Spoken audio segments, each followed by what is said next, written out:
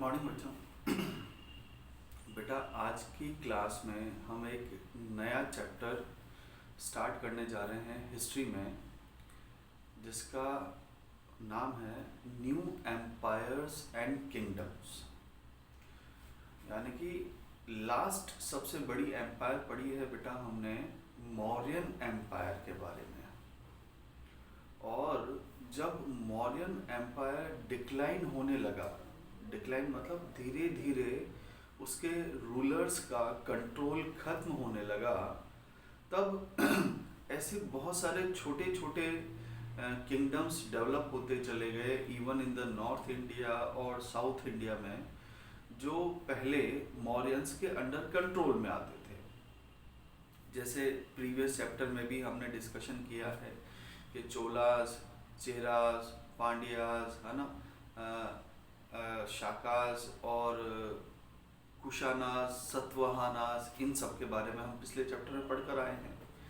अब इस चैप्टर में हम एक एम्पायर के बारे में बात करेंगे, और आपको मैंने सिखाया है कि किंगडम और एम्पायर में बहुत डिफरेंस होता है ना। किंगडम को हिंदी में कहा जाता है बेटा राज्य, और एम्पायर होता है साम्राज्य, है ना। मतलब पहला डिफरेंस तो क्या हुआ, दोनों में एरिया वाइज काफ़ी ज़्यादा डिफरेंस है। यानी कि kingdom has a small area while empire has a wide area और बिगर एरिया। इस वजह से एम्पायर को हैंडल करने के लिए किंग्स को ज़्यादा रिसोर्सेज की ज़रूरत पड़ती थी। ये हम सब पहले वाले चैप्टर्स में डिस्कस कर चुके हैं। तो आज हम जिस एम्पायर के बारे में डिस्कशन करेंगे, उस एम्पायर का नाम है बेटा गुप्ता एम्पायर, या कई बार इसे गुप्त एम्पायर भी कहा जाता है। अब क्योंकि इंग्लिश में स्पेलिंग GUPTA है, तो हम इसे प्रोनाउंस करते हैं गुप्ता, या फिर हिंदी में अगर कोई हिंदी की बुक होगी तो उसमें गुप्त भी कहा जाता है ना, गुप्त साम्राज्य, है ना। तो इंग्लिश में बन गया गुप्ता एम्पायर। इसके वैसे तो बेटा खूब सारे रूलर्स हुए, है ना। हम बात कर रहे हैं आज से 1700 ईयर्स एगो की, है ना। वैसे तो इस गुप्ता एम्पायर में there are many rulers who ruled India, but there are some renowned rulers, है ना। कुछ अच्छे प्रमुख राजा हुए जिनके बारे में हम इस चैप्टर में डिस्कशन करेंगे। और वो राजा हैं, सबसे जो मेन नाम आता है, जैसे मौर्यन एम्पायर की बात करते हैं तो अशोका का नाम सबसे ज़्यादा जाना जाता है मौर्यन एम्पायर में, क्योंकि उन्होंने अपने एम्पायर को बहुत ही ज़्यादा वाइड फैला दिया था। उसी तरह से जब गुप्त एम्पायर की बात की जाती है या गुप्ता एम्पायर की बात की जाती है, तो जिन किंग का नाम, जिन रूलर का नाम सबसे ज़्यादा लिया जाता है, वो राजा है बेटा समुद्रगुप्त। ठीक है। अब समुद्रगुप्त ही क्यों? क्योंकि इन्होंने गुप्त एम्पायर को जब अपने फादर से टेक ओवर किया, यानी कि जब ये राजा बने, तब गुप्त एम्पायर इतना बड़ा नहीं था, इतना विशाल नहीं था, लेकिन इन्होंने अपनी स्मार्टनेस से, है ना, अपनी थिंकिंग से, अपनी अच्छी वॉरियर थिंकिंग से अपने एम्पायर को काफ़ी बड़ा बना दिया। इस वजह से समुद्रगुप्त को हिस्ट्री में ज़्यादा मेन रूलर कहा गया है गुप्त एम्पायर के लिए। इसके अलावा हम और किन वजहों से उन्हें जानते हैं, तो उसके लिए हम आज एक शब्द सीखेंगे बेटा, और वो वर्ड है प्रशस्ति, है ना। तो व्हाट एग्जैक्टली इज द प्रशस्ति, है ना। प्रशस्ति वर्ड बना है बेटा प्रशंसा से, है ना। और प्रशंसा मतलब क्या होता है, when we say something in praise of other people, है ना। यानी कि जब भी हम किसी अन्य व्यक्ति की प्रशंसा या तारीफ में कोई शब्द कहते हैं, तो वो प्रशंसा कहलाती है। और जब उसे डॉक्यूमेंट का नाम दे दिया जाता है, यानी कि आपने जो भी कहा है, जब आप उसे रिटर्न डाउन करके कुछ डॉक्यूमेंट बना देंगे, कुछ पेपर में लिख देंगे, तो वही चीज़ें बन जाती है प्रशस्ति। सो प्रशस्तिज आर व्हाट?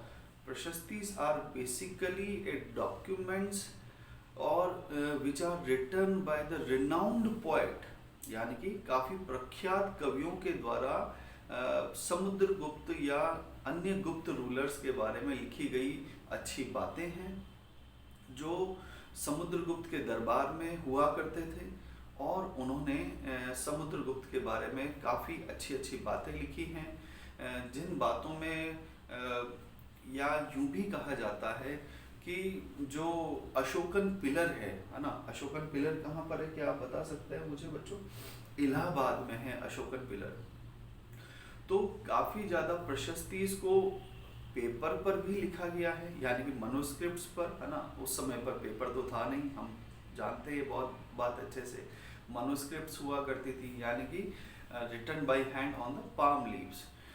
तो या तो दो ही तरीके होते थे बेटा किसी भी चीज़ को नोटिफाई करने के, या तो पाम लीव्स पर लिखा जाता था या फिर हार्ड सरफेस पर। तो जो प्रशस्ति थी उन्हें पाम लीव्स यानी कि मनुस्क्रिप्ट्स में तो लिखा ही गया, लेकिन साथ साथ इंस्क्रिप्शंस का भी यूज़ किया गया। ऐसे ही एक इंस्क्रिप्शन को हम आज भी आइडेंटिफाई कर सकते हैं इलाहाबाद में, है ना। इलाहाबाद उत्तर प्रदेश का एक शहर है जहाँ पर अशोकन पिलर है ना, अशोका द्वारा बनाया गया आयरन पिलर है। उस पर समुद्रगुप्त के बारे में काफ़ी अच्छी अच्छी बातें लिखी गई हैं, और ऐसा माना जाता है कि समुद्रगुप्त के कोर्ट में एक पोएट हुआ करते थे जिनका नाम था हरिसेना, है ना। अब जो पोएट हैं उन्होंने पोएट के बारे में हम थोड़ा लेटर डिस्कशन करेंगे, पहले ये बात कर लेते हैं कि उन्होंने कहा क्या क्या बातें हैं। तो जो समुद्रगुप्त के बारे में पोएट्स ने बातें कही हैं, उन्होंने समुद्रगुप्त की तुलना एक तरह से ईश्वर से की है ना। अब इतनी बड़ी बातें क्यों करते थे पोएट? क्योंकि उनका काम ही यही था। इसी पर्पस की वजह से राजा उन्हें अपने कोर्ट में रखते थे, ताकि राजा की तारीफ में उन्हें खुश करने के लिए वो पोइट्स अच्छी बातें कर सके, जिससे राजा को अच्छा फील हो सके। जब भी राजा किसी युद्ध से लौट कर आते थे, विजय प्राप्त करके आते थे, तो उन्होंने किस तरह से युद्ध में नए नए कीर्तिमान बनाए हैं, है ना, कितने घाव उन्होंने झेले हैं। ऐसे ही एक प्रशस्ति के बारे में आपकी बुक में डिस्कस किया गया है, जो कि आपको इस चैप्टर के नेक्स्ट पेज पर मिल जाएगा। वहाँ पर बताया गया है कि किस तरह से समुद्रगुप्त को वॉरियर कहा गया है। वॉरियर का मतलब होता है योद्धा, है ना। और बताया गया है उस प्रशस्ति के डॉक्यूमेंट में कि उनके शरीर पर ऐसे सैकड़ों घाव हैं जो कि तलवार से, तीर से और युद्ध में लड़ते समय बनाए गए हैं, और उन घावों को देखकर लगता है कि समुद्रगुप्त कितने महान राजा रहे होंगे, है ना। इसके अलावा जो समुद्रगुप्त हैं, Samudragupta was a famous music lover also, यानी कि उन्हें संगीत से भी काफ़ी ज़्यादा प्रेम था, यानी he was fond of music also. और ये बात हमें कैसे पता लगी? जब आर्कियोलॉजिस्ट ने इन जगहों पर जाकर, जहाँ जहाँ गुप्ता एम्पायर का रूल था, वहाँ जाकर एक्सकेवेशन किया, खुदाई की, तो वहाँ पर उन्हें कुछ कॉइन्स मिले।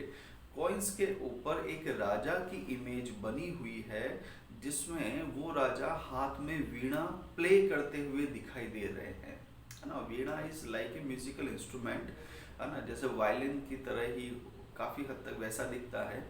तो उस सिक्के के ऊपर राजा की छवि, इमेज बनी हुई है, और वो राजा अपने हाथ में वीणा लिए हुए हैं, जिससे आर्कियोलॉजिस्ट ने ये अंदाज़ा लगाया कि Samudragupta was fond of music also, है ना, और उन्हें वीणा का भी शौक हुआ करता था। ये सारी बातें कहाँ लिखी हुई है? All these things are written down in प्रशस्तिज। प्रशस्तिज क्या है? वो डॉक्यूमेंट है। किसने लिखे हैं? पोइट्स ने लिखे हैं। क्यों लिखे हैं? इन प्रेज ऑफ किंग, यानी कि किंग की तारीफ में वो सारे डॉक्यूमेंट्स लिखे गए हैं। ठीक है बच्चों, यहाँ तक बात हुई आपकी क्लियर? अब हम आगे बढ़ते हैं। आगे बढ़ने पर हम ये देखेंगे कि किस तरह से, है ना, ये जो समुद्रगुप्त ने अपने गुप्ता एम्पायर को आगे बढ़ाया। ठीक है, तो मैं आपके लिए एक इंडिया का मैप ड्रॉ करता हूँ और आपको ये समझाने की कोशिश करूँगा। यही मैप बेटा आपकी बुक में भी बना हुआ है, जिसे मैप नंबर 7 कहा गया है ना। मैप नंबर 7 पर आप देख सकते हैं कि कौन कौन सी जगह गुप्ता एम्पायर के अंडर कंट्रोल में थी। ठीक है, मैं भी आपको एक मैप के थ्रू समझाने की कोशिश करता हूँ।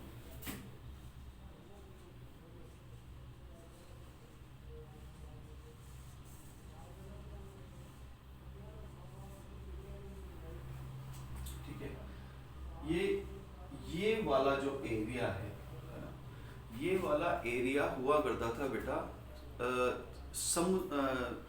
जो चंद्रगुप्त फर्स्ट थे, है ना। यानी कि हम किस एम्पायर के बारे में बात कर रहे हैं बच्चों? अभी हम बात कर रहे हैं गुप्ता एम्पायर के बारे में। ठीक है, इस गुप्ता एम्पायर की शुरुआत जिन्होंने की उन्हें कहा जाता है चंद्रगुप्त फर्स्ट, है ना। ये चंद्रगुप्त वो मौर्यन एम्पायर वाले चंद्रगुप्त नहीं है। ठीक है, इसलिए इन्हें चंद्रगुप्त मौर्य नहीं कहा गया है ना, ये ध्यान रखिएगा आप। Gupta empire is different from Mauryan empire. Gupta empire Mauryan empire के खत्म होने के बाद की एम्पायर है। ठीक है, तो इस एम्पायर को शुरू करने का जो क्रेडिट है वो दिया जाता है चंद्रगुप्त फर्स्ट को। ठीक है, जब इनका रूल था तो इनका रूल, ये जो मैंने सर्किल बनाया है मैप में, इसी सर्किल में चंद्रगुप्त फर्स्ट ने अपनी एम्पायर को स्टार्ट किया था। और इनके जो फेमस सेंटर्स हुआ करते थे वो थे प्रयाग, जिसे आज हम इलाहाबाद के नाम से भी जानते हैं, और नालंदा। ये प्रमुख शहर हुआ करते थे। कैपिटल होती थी पाटलिपुत्र, है ना। आप मैप में इसको बहुत अच्छे से देख सकते हैं।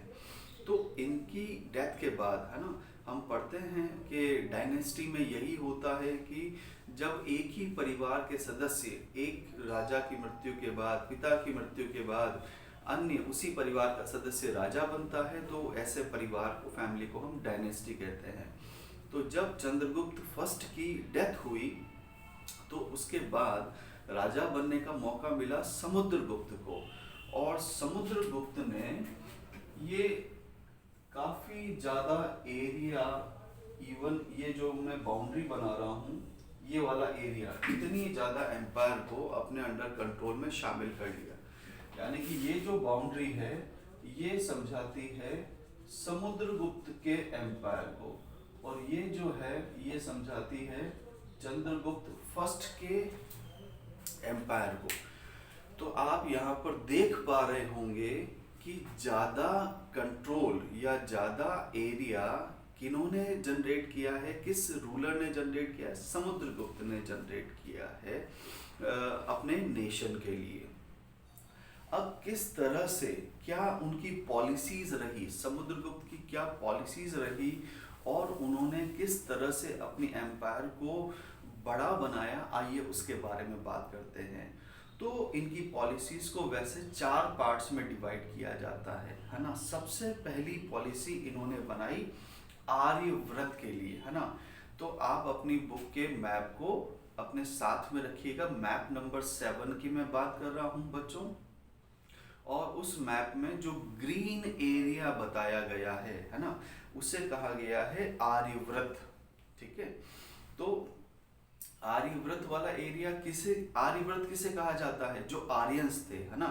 और आर्यंस यानी कि वो रूलर्स जो मगध वगैरह के आसपास वाले एरिया में हुआ करते थे, उस एरिया को आर्यव्रत कहा जाता है। मैप में इसे ग्रीन कलर से इंडिकेट किया गया है ना। आप बुक से वेरीफाई करिएगा जब भी इस वीडियो को देखें आप। तो यहाँ पर 9 इंडिपेंडेंट रूलर्स थे। ठीक है, तो समुद्रगुप्त ने इन सभी 9 रूलर्स के खिलाफ युद्ध किया, उनसे लड़ाई की, युद्ध आपस में, और उन्हें युद्ध में हराकर उस आर्यव्रत को अपने अंडर कंट्रोल में शामिल किया, है ना। He defeated all the 9 rulers. And included their kingdoms into his empire. ठीक है, तो पहला था आर्यव्रत जो मैप में ग्रीन कलर से शो हो रहा है। इसके बाद समुद्रगुप्त साउथ की तरफ एक्सपीडिशन किया, यानी कि उनका अभियान साउथ की तरफ आगे बढ़ा, दक्षिण भारत की तरफ। तो यहाँ पर अगर हम देखें तो इस जगह पर विंध्याचल रेंज आती है ना, जैसे अरावली रेंज है ना बच्चों, वैसे ही विंध्याचल रेंज आती है। तो इन्होंने उस विंध्याचल रेंज को पार करके दक्षिण पथ वाले रास्ते को फॉलो करते हुए साउथ इंडिया की तरफ आए, और यहाँ पर इस जगह पर इन्हें बहुत सारे रूलर्स मिले, और इनका नंबर बताया जाता है 12, है ना। 12 रूलर्स थे सदर्न इंडिया में, साउथ इंडिया में, यानी कि जब दक्षिण पथ वाले रास्ते से आए तो इन्हें यहाँ पर 12 रूलर्स मिले।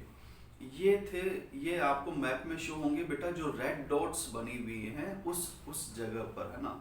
तो इन 12 रूलर्स को इन्होंने कहा कि या तो आप हमारी सुप्रीमेसी को एक्सेप्ट करिए या फिर हमारे साथ वॉर करिए। तो पहले तो शुरुआत में किसी ने इनके सामने हथियार डाले नहीं, युद्ध हुआ, और युद्ध होने के बाद में काफी लोगों ने पहले ही हथियार डाल दिए। तो फिर इन सबके किंगडम्स को समुद्रगुप्त ने अपने किंगडम में मिलाया, लेकिन किसी भी राजा को मारा नहीं, क्योंकि युद्ध बहुत कम लोगों से हुआ था, यानी कि ना के बराबर युद्ध हुआ था। Because all the 12 rulers of the दक्षिण पथ, यानी कि साउथ के जितने भी ये 12 रूलर्स थे, इन सभी ने समुद्रगुप्त की सुप्रीमेसी को एक्सेप्ट कर लिया था।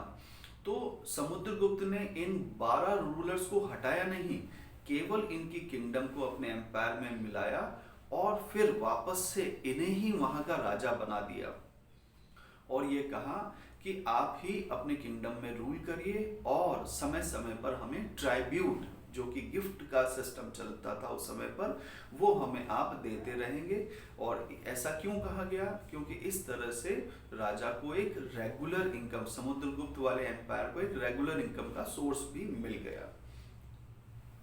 इसके बाद हम बात करते हैं नेबरिंग स्टेट्स की, यानी कि ये वाले एरिया, ये जहां जहां पर मैं टिक कर रहा हूं, ये वाले एरिया, है ना। यानी कि इस जगह पर आएगा, जैसे आसाम हो गया, है ना, बंगाल हो गया, है ना, ये वाले एरियाज की मैं बात करता हूँ।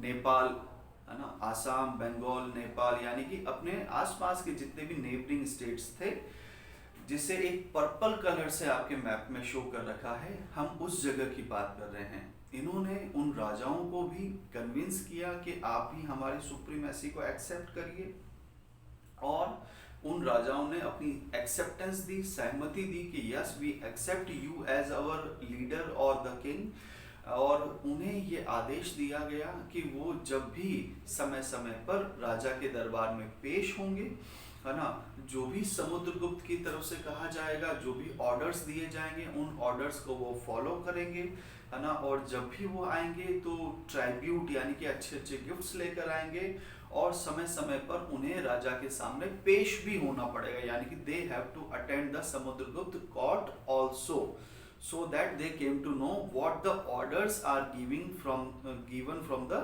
समुद्रगुप्त साइड, ताकि उन्हें ये पता लग सके समुद्रगुप्त क्या चाहते हैं, उनके क्या आदेश हैं, और उन्हें किन किन आदेशों को फॉलो करना है। इसके बाद अब फोर्थ कैटेगरी में आते हैं दूर दूर के जो किंगडम्स थे, यानी कि आउटलाइन, यानी कि इस जगह की, इंडिया के बाहर की, एट प्रेजेंट इंडिया के बाहर की, यानी कि ये अफगानिस्तान वाली रेंज हो गई, है ना। यहाँ पर होता है बेटा श्रीलंका। तो यहाँ के जो रूलर्स थे, है ना, जैसे श्रीलंका में उस समय पर शाकास का रूल हुआ करता था, है ना, और जो कुशानास थे वो जो वेस्टर्न साइड में थे, उन सभी रूलर्स को यहाँ पर आपके, अगर आप मैप पर देखो तो ब्लू कलर से मार्क किया गया है ना। यहाँ पर भी ब्लू कलर है और इस जगह पर भी ब्लू कलर है। तो इन रूलर्स के सामने भी समुद्रगुप्त ने ऑफर दिया कि आप हमारे सामने सरेंडर करिए, वरना आपको युद्ध में मार दिया जाएगा। तो इन रूलर्स ने, यानी कि जो कि मैंने अभी नाम लिया आपके सामने, कि कुशानास के जो डिसेंडेंट्स थे, डिसेंडेंट्स मतलब जब कुशाना किंगडम ऑलमोस्ट खत्म होने के कगार पर था, है ना, जब उनके जो मेन रूलर्स अब नहीं रह गए थे, वो उन्हें कहा जाता है डिसेंडेंट्स, यानी कि जो बाद वाले राजा हुए, है ना। और जो शाकास थे जिनका रूल था श्रीलंका में, वो लोग समुद्रगुप्त से युद्ध करने से उन्होंने मना कर दिया और समुद्रगुप्त के साथ एक एग्रीमेंट किया, एक ट्रीटी, एक संधि की उन्होंने, कि भविष्य में आप हम पर किसी भी तरह का आक्रमण नहीं करेंगे, हम आपको ही अपना राजा डिक्लेयर करते हैं, और इन फ्यूचर कभी भी कोई गुप्ता एम्पायर से वहां पर कोई आक्रमण नहीं कर पाए। इसलिए उन्होंने समुद्रगुप्त को एक ऑफर भी दिया कि हमारे परिवार की कुछ लड़कियों का विवाह आपके परिवार में कर दिया जाए, है ना। पहले ये सिस्टम होता था कि अगर हम चाहते हैं कि कोई रूलर हमारे पर आक्रमण नहीं कर सके, तो हम उससे क्या बना देंगे, रिलेटिव बना देंगे, है ना, रिश्तेदार बना देंगे, क्योंकि रिश्तेदार तो एक दूसरे से लड़ाई करने से डरते हैं, पीछे हटते हैं, है ना। पहले 4 बार सोचते हैं कि हम इनको ये बात कहें या नहीं कहें, आक्रमण वाली तो बहुत दूसरी बात है। तो इन सभी जो मैंने अभी नाम लिए आपके सामने, कुशानास के जो डिसेंडेंट्स थे या शाकास के रूलर्स थे, दे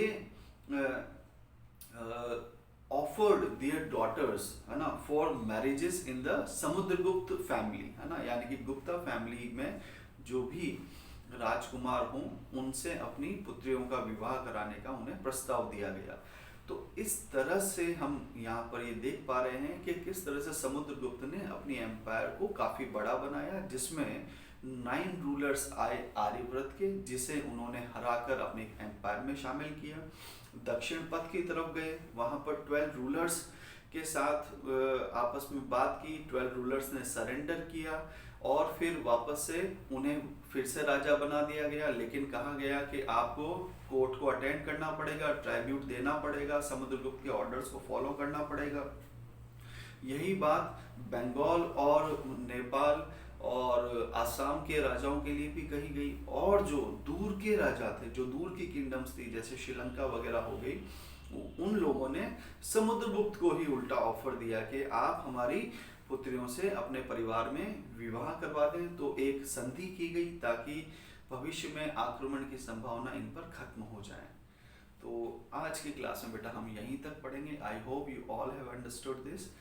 इन our next class we will discuss about the genealogy, यानी कि समुद्रगुप्त को एक टाइटल दिया गया था महाराजाधिराज का, तो वो टाइटल उन्हें कैसे मिला, और इसके अलावा और क्या टाइटल्स होते हैं जो गुप्त एम्पायर में दिए गए। इसके अलावा एक और किंगडम के बारे में पढ़ेंगे हम, जिस राजा का नाम है हर्षवर्धना। ठीक है, तो इसके बारे में भी हम हमारी नेक्स्ट क्लास में डिस्कस करेंगे। Thank you so much.